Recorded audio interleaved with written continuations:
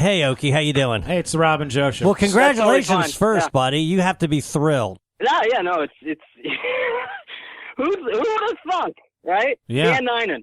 I mean, you said like last time, he's fascinating, and there needs to be more with this. I don't know if it's going to be me who does it, but I agree. There needs to be more. Clearly, people are very interested in Dan Ninen's story. First of all, let's start at the beginning because I want to talk about its success in a minute. But initially, we talked about this the last time. He put it up. It contained some of Dan's stand-up. He claimed copyright infringement. They took it down. He blurred out all of his stand-up. Oki and then, did, yeah. Yes, correct. Oki blurred out all the stand-up, put it back up, and then he claimed a second time copyright infringement. And then tell us where the story goes after that. So he struck the video the first time, and then that's the time I talked to you on the show. And then, I did a re-edit. I blurred out his footage. I took out, there's this one long clip with him talking to Steve Wozniak where Steve Wozniak is like absolutely just gushing over Dan in the most embarrassing way possible. It's unbelievable. But so I took that out. I took out the Barack Obama bit. Where he's saying Dan is absolutely hilarious. I took out just comedy for a second. Why do you feel like you needed to take that out? Not the comedy. Well, he could have claimed that this is my copyright material. And it is his. He shot that. Like Dan, he'll take his cameras and his sound equipment to events, and he's the one who he takes care of a lot of that stuff. That's why a lot of the stuff that you find online is actually just from his accounts. So it is his, and he did put quite a bit of money and time and effort into that. So okay, that's fine. If I can't show his stuff, whatever. So then I re-edited the thing. I put it up. He struck that one down. And then I made a video talking about him striking my stuff down, right? And then he struck that down, which was unbelievable because it was just my voice. It was just me talking, saying like, "Hey, I've been working on this channel for a year, and now it's in jeopardy because this guy is falsely using the copyright system to take down just a video that's criticizing him." And people really didn't like that. What do you mean when you say people didn't like that? Tell me how that manifested itself. So even Rob didn't like that because Rob retweeted it almost immediately. I think he said ridiculous or something. Yes. But a lot of people felt the same way. And so I got some support on Reddit and a lot of support on Twitter, and YouTube dealt with it that night because, Dan, this is the thing. Because I like to picture him in his apartment, just looking at the video and taking my video down and thinking, hey, I'm going to do this third strike right now. And he just dramatically puts his fingers down onto the mouse and he's like, blop. And he thinks that my shit's down. And I thought my shit would be down. But turns out I have 7 days until YouTube suspends my account for 3 copyright strikes. I thought it would be taken down immediately. And that was definitely his thinking too when he did that, right? It didn't happen that way. I had more than enough time to put the word out there, and people made a ton of noise, and YouTube dealt with it. And I don't know what's pending, maybe a libel suit or something. I have no fucking idea what Dan's next move is, but for now it stays up, and it's blowing the fuck up. What the fuck? No, it's crazy. Do you think Dan was a little overzealous when he struck just the video of you talking about it, and that really hurt him in YouTube's eyes? Because that's clearly ridiculous. Yeah. Well, that he screwed was such himself. A stupid move on Dan's part. I cannot believe that he did that because, he completely fucked himself by doing that. Good. If he didn't do that, he might have had some sort of case against me, saying, oh, these are my pictures. I took these pictures, whatever he wants to say.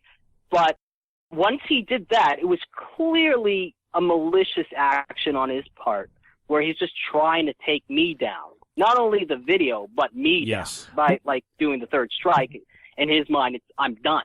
What happens to the previous 2 strikes? They're gone? Oh, no. Everything was removed. That's perfect. That Awesome. Yeah. So you have no strikes now. No strikes. Awesome. Okay, so now let's get to the popularity of it. So I guess your most popular video up until this point was the Frank Dukes video. Is that correct? Yeah. And that actually has probably benefited from this as well, because I watched it. You know what I mean? I don't know if you did, Rob, but I'm going to, because I meant to tell you. By the way, the video is awesome. I hadn't seen it last time we talked. You did an amazing job. Thank you so much. So what did you, when you said, all right, well, this is what I hope. I mean, obviously, maybe you thought grander than, people usually feel that way. Oh, I'm going to start a podcast and I'm going to, make $80,000 a month on Patreon or whatever. But then there's a reality, and sometimes that reality is still pretty good. But where is this in terms of your expectations? Yeah, so I thought this might get like 60,000 in a week. I knew it would do well because the first time I uploaded it, it got like 10,000 in about 2 days before Dan took it down. So I knew that it had potential, but not this much. So this was great, and it reinvigorated everything. Yeah, the Frank Dukes video got like another 100,000 views. All of my videos got a ton of views from this, and I tripled in subscribers. It was really fantastic for me. Yeah, I subscribed. Yeah. Now I'm reading the comments. Please do. Everyone should subscribe. Yeah, you should subscribe. What's the name of the channel? Where would they find it? OKI's Weird Stories, OKI, and then weird apostrophe S, Weird Stories. And Joe, by the way, there was some guy who commented saying he's your son. You know who that guy? You know who that guy was? Your that was son? my son. Yeah. Is that Robbie? No, Robbie's my brother. No shit, huh? So my son, That's awesome. my son, Yeah. I saw that actually because I was reading through the comments because more to see, like, is this thing getting love? Is it getting? Now I'll say this: there's about 3,500 comments. It's a lot. It's an unbelievable amount of comments. Okay, and I try to read some of them. Crazy. You can't get through all of them. There's Right. so many, right? But they are overwhelmingly positive, right? Yes. I don't count these as negative, even though it annoys the fuck out of me, is when people go, I don't even know who this guy is. Well, who gives a shit? That has Okay, nothing to do with the story, right?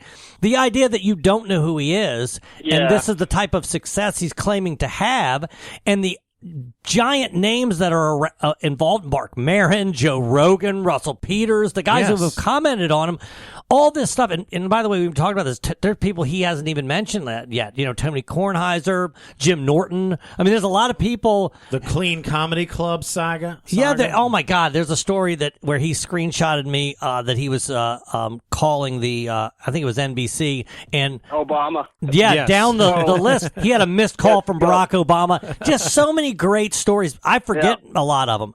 But the point is that it annoys me. I'll bet you you tell me, okay, I'm sure you read them more closely than I have. I'll bet there's 400 comments saying, I don't know who this guy is. I don't know if that annoys No, you. yeah, no. Like you were talking about earlier when you were asking me, did you get my email or whatever? It's just because, like, I just so many fucking comments, and it's like it's always on my phone. Who is this guy? Who is this guy? And I'm just like, all right, Watch the video and all learn. right, okay. Like, I gotta leave it up there if you want to platform your I don't know, frankly, unoriginal thought at this point. It's just like, whatever, I don't care. You don't know this guy, but you watch it. And there's a lot of people who also say that, like, I didn't know who this guy was. I watched this. It was amazing. Yeah, of course, right. But it is the truth, too, right? Like, it's like, who does know Dan, right? Who, like, other than people who know him for his notorious nature. His infamy, 100%. Infamous nature, yeah.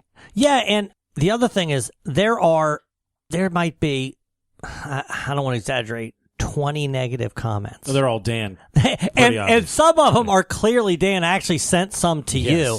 There's one by Anonymous that's so clearly Dan. I'm going to see if I can't find it while we're talking to you. Real quick, one of my favorite comments in terms of the positive, funny ones, and this comment itself, as of a couple of days ago, had 1.8, 1,800 likes. It said, maybe he was bullied for being in second grade at 27. Pretty good. Yeah. I remember that one. Yeah. Yeah, people are fucking funny. Yeah, really funny ones. Do you think part of the interest in this is because, true crime podcasts are incredibly popular. And this has, there's no murder or anything like that, but there is an element of crime in some of these stories and fraud. And there's there's clearly the element of celebrity, not Dan, but, Mark Maron and Russell Peters and Joe Rogan. Is that part of it, you think? I think it all adds to it. I think that also him striking me down, the whole background to it also adds to it. But then also, I mean, there's a shit ton of people involved in this thing. Joe Rogan, like you said, Mark Maron, but also two presidents, right? Yes. Yeah, good point. Yeah, Trump and Obama involved in that.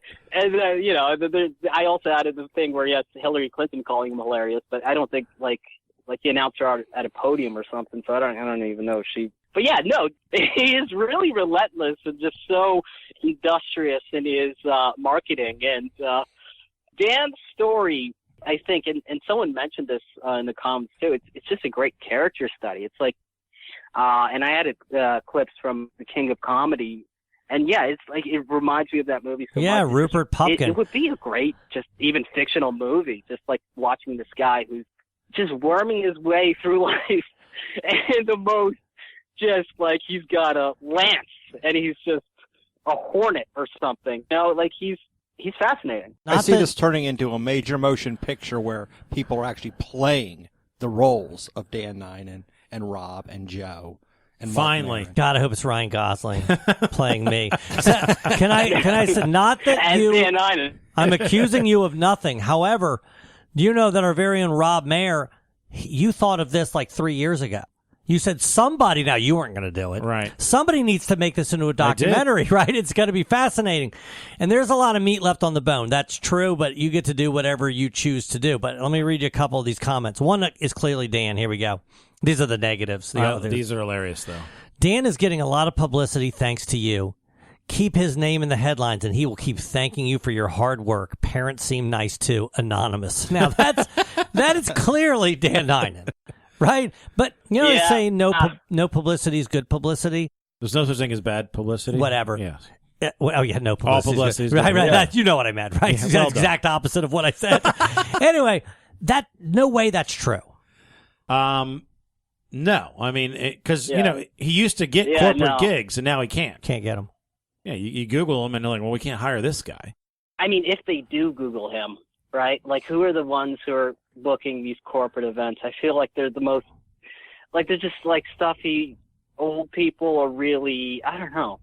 Maybe it's like a young person. Well, if you're booking corporate, you want like safe. He still has some sort of hustle.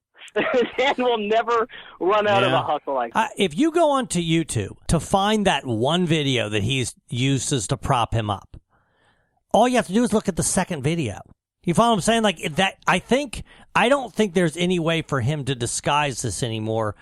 I'll bet you he doesn't make 85 cents doing stand-up anymore. No. And it's funny because... Is that the video where he starts off, I bet you're wondering what race I am? Yeah, and then there's like 45 seconds of laughter and applause. Yes.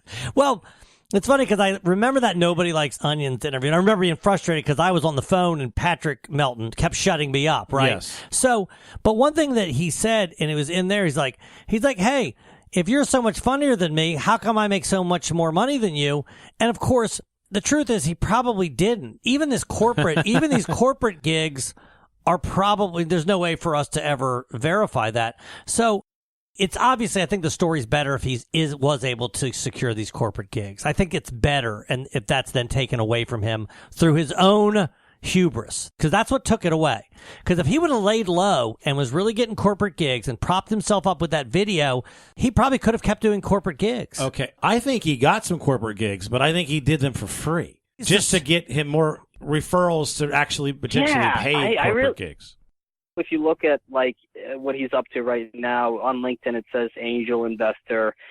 He also seems to be into Bitcoin. He has this whole story where he talks about like he took Bitcoin to do a show, and it's accumulated over time. But yeah, when it comes to the corporate shows, I think like he paid for most of the flights. He paid for the hotels. He brought the audio. He brought the camera equipment. He set up a whole bunch of shit for them. He made it very easy for them. Yeah. But people, I think it was mostly about getting in the door. And but people that have $15,000, they'll Google.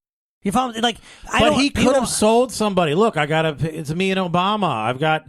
He has an impressive little publicity reel that could get somebody that doesn't know any better. Okay, let's bring this guy, and he's willing to do it he's going to be in the area. That you got to remember, though, he plays to Indian crowds in India. Like, I mean, he plays to like in Dubai. Like, he plays to crowds that I don't think it's the same mindset. And I can't believe that I didn't really think about that earlier. But, like, yeah, I mean, he's playing to a very conservative, very traditional crowd of aunties and uncles who think he's cute and whatever. And yeah, but India might be one of the most tech-savvy countries in the world, if not the most. Every time somebody wants to scam you, that's where they come from, where they steal all your shit.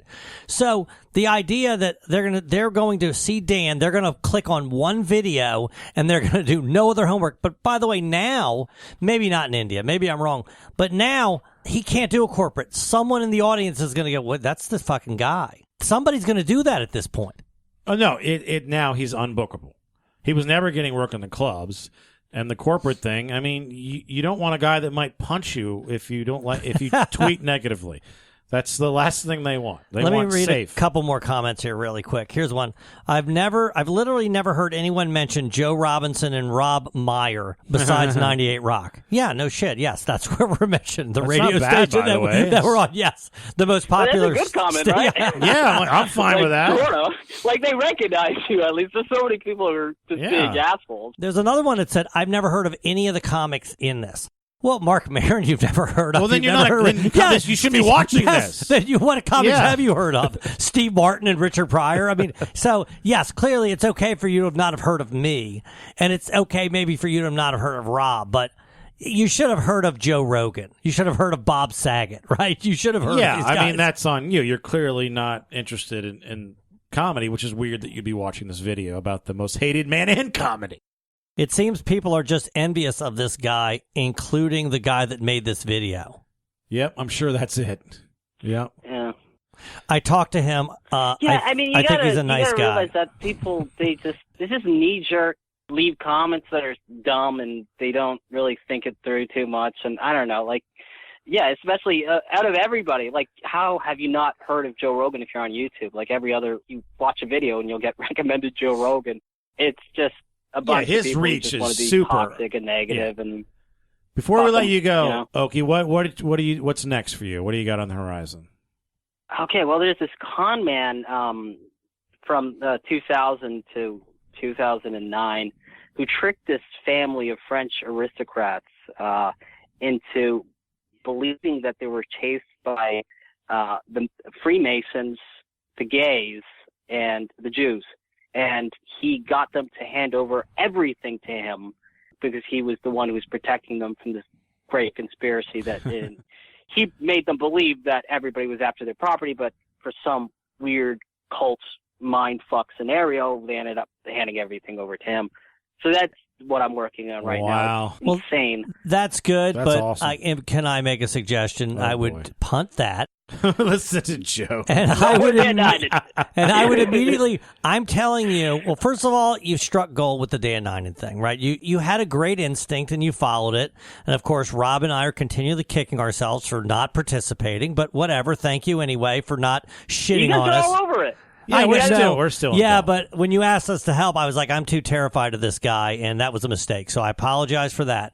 But I'm telling you, there's a lot more to this story than what you have. Well, let's talk off there, and maybe we can convince there to be another documentary. I'll make one suggestion, if that's even of interest to you. Clearly, you're not going to go back and listen to all 400 episodes of The Rob and Joe Show. I'm not suggesting that.